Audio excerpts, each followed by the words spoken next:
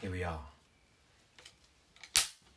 Don't know how we feel about the haircut, so we are wearing a hat for this one.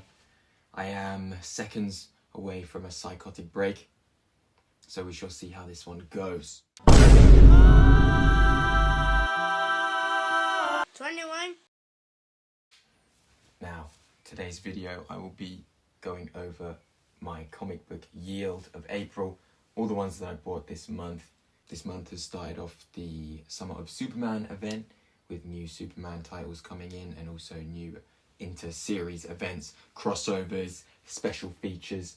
I myself am not really a Superman reader outside of weird Justice League graphic novels that I picked up and also the Absolute series, so I'm really not familiar with the character. So this time it was great for me to branch out and test out some Superman comics as well as other things. So let's go over what I got. 5 comic books I was really excited to sink my teeth into.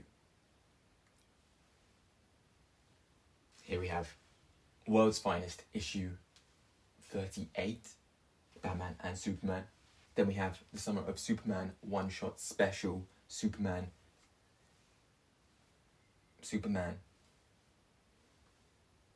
This is a chunky one and a one-shot story, so great taster for me.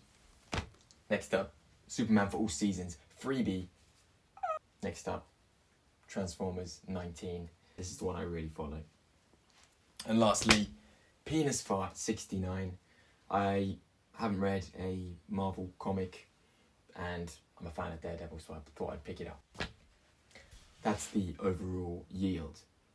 Now let's see what I think about them individually. Starting off with this cheeky number, this is a popular line that's coming out in DC right now. I'm seeing a lot of people who like it. You've got Dan Mora drawing the cover for it, and he's apparently a popular artist right now. This is my first World's Finest comic. I knew it's a famous title, so I thought I'd pick it up if I wanted to learn about Superman.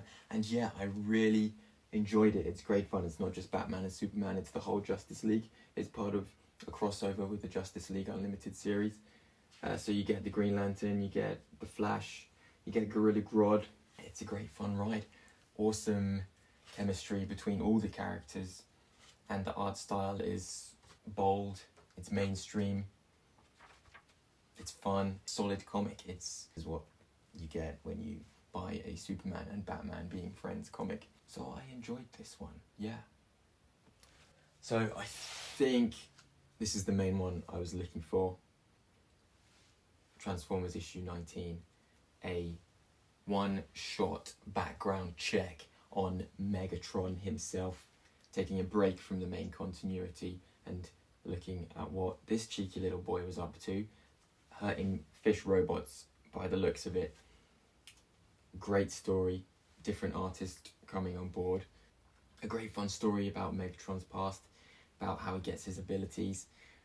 Yeah, compared to the other background checks they did on Starscream in between arcs, this is way better written. Starscream 1 was a little cheesy, this one much better, and I'm excited to see what happens next month when they go back to the normal story. But yeah, you get to see some of the characters from the original movie, which I love. You get to see the Quintessons being goofy, you get to see Megatron, because we haven't had a lot of Megatron content over the series. So there you go. 100 out of 100. Next up, for the Summer of Superman series, we have the Summer of Superman special one-shot, cover by Jorge Jimenez. Now I've got a few things to say about this man. I wanted to branch out into Superman. I've said that. That was what I went into the shop thinking, that was what I wanted to do. And I knew this was going to be a special event for the summer. So I thought, hey, that's going to be great to pick up. And it's a one-shot as well. Brilliant. I looked past the anime-esque art style. His anime eyes, it was a little bit cringy. But I just sort of had to get over it. This is the mainstream comic book art style. And on the first page, sort of waifu-looking girl. I don't really follow that anime style or subscribe to that BS. and they've made Clark look like, a weedy nerd, an unsuspecting superhero. That's great, and that's his high school crush. Yeah, she's 16, but they cake her up in the first little image there. They're doing that to a 16-year-old. That's weird. Lana Lang. I wasn't familiar with the character because I don't know my Superman stuff, and this one was a little bit sketchy for me. The story is good fun, spanning over 3 different eras of Superman's life, all in one book. Past, present, future. Great artwork in terms of spreads and not anime stuff. But I had some things to say about it. I was more in line with the freebie that I got, the Superman for All Seasons. Now this was a series that I was familiar with, and back in the day when I wanted to get into comics and I knew I didn't read much Superman, I was just reading Batman, I thought, which Superman series should I follow to get familiar with the character, and this one was always being suggested. So the fact that I got it for free in the shop was fantastic. And I must say, I'm way more on board with this artistic depictions of characters. Look at that. That's not anime. Clark is just a sort of goofy goofball. Instead of a scrawny, goofy teen, he's like a bumbling farmer bumbler. But it's fun. And you've got the same character, Lana Lang, but she's, instead of a anime waifu, she's more of a girl next door type thing.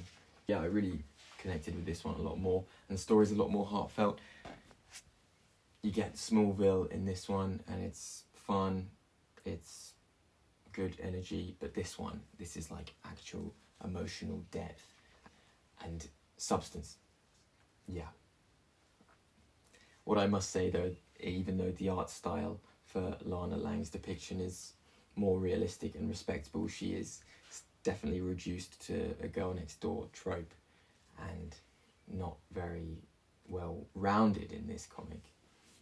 As opposed to this one, she has a lot more agency and character relevancy. So the art style doesn't actually match up with her depiction in writing in this one, and they're sort of switched around. So you've got reductive writing but respectable imagery, and then vice versa for this one. So it's interesting. Definitely worth picking them both up for all that Superman content. You got to learn. And finally, Daredevil 19. This is actually last month's. I was going to get the issue 20 for April, but I saw both of these available in the shop, and this cover just spoke to me more. This was going to be the first, not just Daredevil, but first Marvel comic I was going to buy, so I thought I'd test out some Daredevil. I can say I really liked it. Yeah. But the thing is, I don't know if it's just a Marvel thing. You've got great artwork, action, advert, straight away, straight in there. Advert. Just every other page is an ad. Like you've got a big spread, and then there we go, another advert. There's just too many. Are they cash grabbers? Are they money hungry? New Spider-Man board game is coming out. Who cares? I'm trying hard to even fucking care about Foggy dying again, but then they're trying to peddle Spider-Man board games. And then we have some semblance of a heartfelt moment at the end of the story when Pastor Matt Murdock goes to the children that he's supposed to be representing and looking after, and he says, "I'm sorry I haven't been there for you." And it begins to be quite touching, and just as you skip over the Fantastic Four advert and see the embrace of the child and how they're having a nice touching moment, oh, new Star Wars comic books coming out. Forget that dumb kid. This is a great one just to pick up for a bit of fun. And everything you ask for when you want Daredevil, you get in this issue. Very comprehensive representation of the character. To put it bluntly, me like it. So that's everything. That's all the that I read. 5 comic books. Great yield, very pleased with it all around. I don't do a new comic book day, I do new comic book month. But yeah, I'm making videos about comic books right now. That's what I'm going to be doing for this YouTube channel. I love my fans. I love all my fans, all my viewers. Thank you so much.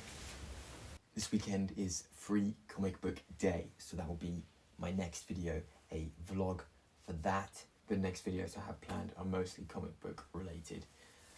So this is going to be a comic book channel until I find a new hyperfixation.